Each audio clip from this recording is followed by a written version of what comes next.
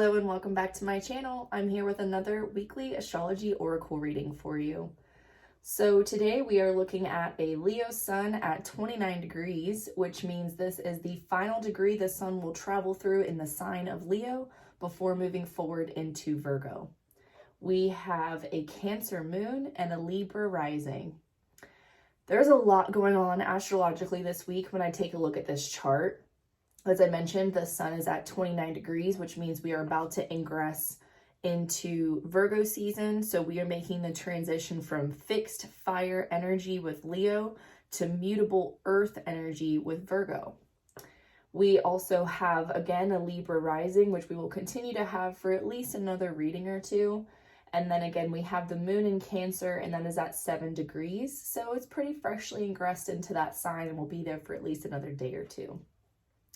But when I look at this chart, my friends, I am looking at so many things. First and foremost, for the last few days, the sun in Leo has been making an opposition to Cancer and Aquarius, which of course it has, because when we have an opposition, we are involving the two opposing or sibling or sister signs, however you choose to refer to those. And of course, Leo and Aquarius are that. But because we are slowly moving towards Virgo, the sun will soon break away from that opposition, which is no longer exact because Saturn is at 21 degrees. So there's an 8-degree difference there. Usually when we're looking for something exact, we are looking for the exact same degrees. So in order for this opposition between the sun and Saturn to be exact, the sun would have had to have been at 21 degrees, which it has already since passed, or Saturn would have to be at 29 degrees, which it has not made it to the 29th degree of Aquarius yet. So if you're a 92, 93 baby, then it's Saturn return time. Now, we are having more dynamic energy going on elsewhere. We are seeing a sextile between Venus. Is this correct? No, I apologize. Not a sextile. This is a trine. We have a really strong trine happening right now at 26 degrees of Mercury, which is in Virgo. And we are also at 26 degrees. Is this correct? Yes, 26 degrees of Pluto and Capricorn. So this is an exact trine happening today between Mercury and Pluto, between Virgo and Capricorn energy. We have a lot of trines going on though. There's another trine happening between Mercury and Virgo, as well as Uranus and Taurus. Again, it's not exact because Uranus is at 18 degrees and Mercury is at 28 degrees. So again, in order for these transits or aspects to be considered exact, they do have to be at the same degree. But I mean, that's not all. We have another trine happening between Jupiter in Aries at 7 degrees, as well as Venus at 13 degrees of Leo. So there's a trine there. There's a trine happening between Uranus and Pluto. There's a trine happening between Mercury and Uranus. I mean, so many trines are present in this chart, as well as oppositions. So there's also an opposition happening right now between Mercury and Neptune. And Neptune is at 24 degrees of Pisces. And again, Mercury is at 26 degrees of Virgo. So this is almost an exact opposition. So, I mean, between the trines and oppositions, as well as even the squares happening in this chart, there is an exact square happening between cardinal water, Cancer moon, as well as the cardinal fire, which is Aries. So Jupiter is at 7 degrees and the moon is at 7 degrees. So there's an exact square. So again, a ton of dynamic energy is present in this chart today. Almost every single planet, based on what I can see, is involved in some sort of aspect. And yeah, so like, what the heck does that mean, right? First of all, trines bring harmony with them. Although Pluto is not necessarily the most harmonious planet, it is creating, it looks like 3 different trines. Mercury is creating 3 different trines. You know, there is a lot of thought processes, transformation, opening oneself up. And you know, me personally, this makes sense because look at like the time of the year we're in. If you're, you know, if your kids go to school in North America, right, typical timeline, then most kids are going back to school around this time. Most parents are adjusting to, you know, that routine and that schedule again. But even like high schoolers, right? Like these kids are still adjusting to going to school in a pandemic not exactly post-pandemic situation. And, you know, the way that you have to adjust your routine, your habits, you know, maybe even your grocery bills, like a lot of things get adjusted for people who have children or who are part of families at this time of the year. So it's, you know, it really makes a lot of sense to see, you know, first of all, a lot of the trines, which are like trying to bring some balance and, you know, make some things work out a little more smoothly. But then also that opposition is just really reflective and bringing some change with it, really pushing on, you know, tensions and boundaries. So, you know, with all of this energy present, and I know I'm kind of going on a tangent about this more than I usually do, you know, just as always, you know, take a moment or two to just get yourself grounded if you're feeling really anxious. You know what I mean? If you're feeling like you are very low on energy this week, you know what I mean? Just listen to your body, listen to your heart, listen, you know, maybe not so much to your mind, because sometimes our thoughts can get a little bit intense. And I think that this Mercury opposition Neptune will definitely lead us down the pathway of letting our thoughts run rampant if we choose to do so. So, you know, just be aware. It's the best thing we can do, right? It's kind of like a weather report. You know, if we hear, hey, there's 30% chance of rain in your area, then are you going to leave the house with an umbrella? Probably, right? So there's a good chance that, you know, your minds could be running astray, your, you know, emotions could be really inflated, wanting to change your perspective, you know, wanting to align with who you feel like you really are. All of these things are, you know, at times very exhausting. So if you don't have the energy this week, then don't push yourself. Don't push other people around you. It's not just you that's experiencing this, right? It's everyone. All right. So let us spread out our cards and see which oracle card is going to be assigned to this week of August 22nd, 8/22/22. All right. We're going to go right here to the 12th house. One of my favorite places. So actually in this chart, because I mentioned we have a Libra rising, the 12th house is majority ruled by Libra, and even though Mercury is still in Virgo, it is sitting in the 12th house of this chart. Opposite to the 12th house is the 6th house. This is kind of a place that you go to look to balance out some energy. And what do we have here? We have Jupiter and we have Chiron. So Mercury, Jupiter, and Chiron are really activated between the two houses that, you know, make the most sense to focus on with this card. So 12th house, as you can see, the mantra for the 12th house is escape. And it is known as a realm of escaping, or a place to go to regenerate. So some of the things that are associated with the 12th house include hospitals, especially, you know, anything that falls into like the mental health and psychiatric realm. The 12th house also has to do with the dream space, right? Like the dreamscape even. So by the way, if you're looking for a really good show on dreams, The Sandman on Netflix is freaking awesome and very 12th house vibes, like totally 12th house vibes. But the 12th house is very often associated with Pisces and Neptune. And when you think about the qualities of both Pisces and Neptune in relation to the 12th house, you know, dreams, fantasy, escaping, sort of transitioning into another dimension, if you will, are all very 12th house themes. As I mentioned, hospitals are often associated with the 12th house, and so would be like going under anesthesia. Anything that, again, has to do with kind of going outside of your typical realm of consciousness. And that is also why sleeping is associated with the 12th house, because when we sleep, we're tapping more into our unconscious and subconscious selves, which if you are interested to read more about that, I will include a link below to a blog that I wrote about unconscious and subconscious. And I recently got some really amazing feedback on this post, which led to someone booking a reading with me. So yeah, if you're interested in seeing my take on that, I will include a link in the show notes below. But 12th house, it is considered a water house. It's also, it's an angular house. So it sits right on the cusp of the rising sign, as well as the first house. So oftentimes people will associate the 12th house with either or not even just either, but and as or, this plus that, if you will. So early childhood experiences, as well as past life experiences, what you're bringing with you into this life, based on, your past life, as well as the early childhood. And this often includes the situations and circumstances and quality of life that your, especially mother, was going through at the time of your birth. So you can almost think about the 12th house as like the place that you were before you were born, right? Almost like the womb, kind of.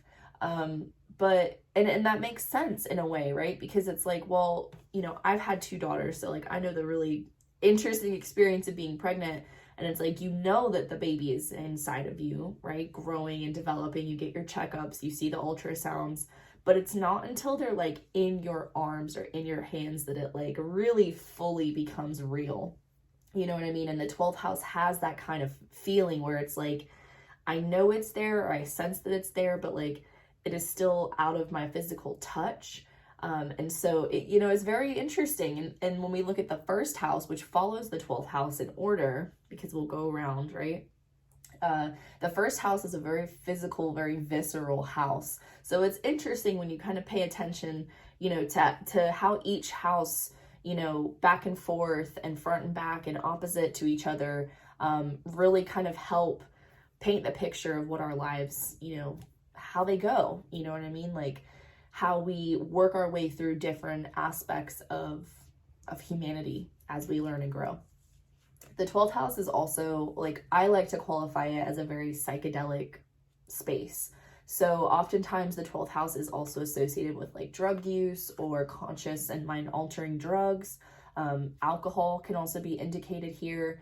And so, that's not to say that if you have a lot of planets in your 12th house that you're going to struggle with addiction or things of that nature. It could mean though that you come from a lineage that does, or it could mean that you could, very much struggle with addiction. And it's something that you have to be very aware of. Because this is like the house of self-undoing, typically, not so much the taboo subjects, that's more of the 8th house, but more of the things that like you as an individual person will be, impacted by if you do, like drinking. Yes, sure, if you act like an ass, your drinking can affect other people, but for the most part, it's being ingested into your own physical body, and the impact of that happens to your organs, right? It's not impacting me taking a drink or you taking a drink. It's not going to affect, us physically, right? So yeah, the 12th house can be a really good indicator of, like I said, things that were happening, around the time of your birth or when you were being born, or even maybe like the first, few months of your life, leading up to your first year, because we really associate each house with a year of life, and the first house is the first year of life. But again, there's all of those months before you hit year 1, and we can get a lot of insight about what that looks like for us when we take a look at the 12th house. I'm trying to think if there's anything else I really want to mention. Depending on what planets that you have in the 12th house can also really be a great indicator for either a deep sense of empathy, a really strong intuition, perhaps even some sort of like psychic ability, or even someone who dreams, premonitions, or even somebody who has like a very interesting relationship to their sleep. My husband is this way. So my husband has his moon in the 12th house, and among many things that means, it means that he is a very heavy sleeper. He sleepwalked as a child. He talks in his sleep. He fidgets in his sleep. He's not, when he's in his dream realm, and he's even said this to me, he feels like he's like literally in another realm altogether. Now, I'm a very light sleeper. I don't relate to that at all. I could hear a literal pin drop in the middle of the night and I will be wide awake. So, it's interesting just to kind of pay attention to, what planets that you have present, and what, of course, what qualities and energies are present, to kind of give you an inside look at how, you work within these energies. My husband happens to have a lot of other planets in the 12th house. And I have planets in the 12th house as well, especially Venus and Pluto. Those are my two in the 12th house. I'm also a Scorpio rising, so there's a little bit of a triple conjunction happening right there between my rising sign, my Venus, and my Pluto. And, you know, it's interesting because for me, you know, when my mom was pregnant with me, she was in the military and she actually had moved to another country, right? So we look at Pluto being like really deep transformations, you know what I mean? She also, you know, said goodbye to my dad, left him behind, Venus, right? And, you know, eventually they, of course, got back together. My brother was born, etc., etc. But it is interesting to take a look at and to consider, you know, like when my mom was, and I'm her first child, pregnant with me, you know what I mean? She was going through a lot of transition. She had, you know, very recently lost her father. She had now moved to a new country, but also like a new state within that country. And so, yeah, there was just a lot of very deeply transformational things that were happening in her life at the time, you know, and as well as, you know, a lot of things to do with like figuring out like, who am I, right? Because when you have a baby, if you choose to, you know, have that child and carry it to term and give birth and everything else, which by the way, I fully support abortion. Please do not get the idea I don't. But when you make that decision, you know, it's sort of a reflection of like your personal value system, right? Like if you know, would prefer to not have a child and to have an abortion, that is also, you know, a reflection of your value system either way. And so, you know, yeah, just very interesting that, you know, my mom's values and my mom's transitions and everything show up in my 12th house. I mean, they're right there. My mom and I also have the same rising sign and the same moon sign. So it's interesting to look at our charts together, but I digress. The point is that, you know, if you want to learn more about like your below the surface, you know, things that maybe impact your mental health and things of this nature, then definitely take a look at the 12th house. And interestingly, opposite to the 12th house, as I've already mentioned, the 6th house rules like physical health, like the physical body's health. So when you have things happening in the 6th house, it's a really good time to like go to the doctor, get a checkup, you know, do your annual teeth cleaning, all of those, you know, very mundane things that are part of keeping your physical body healthy. The 12th house is more of a space where we go to like heal our mind, right? Heal our soul. Not so much our mind in like a mercurial way, but just, you know, again, kind of vanishing into that subconscious and unconscious space that we may have.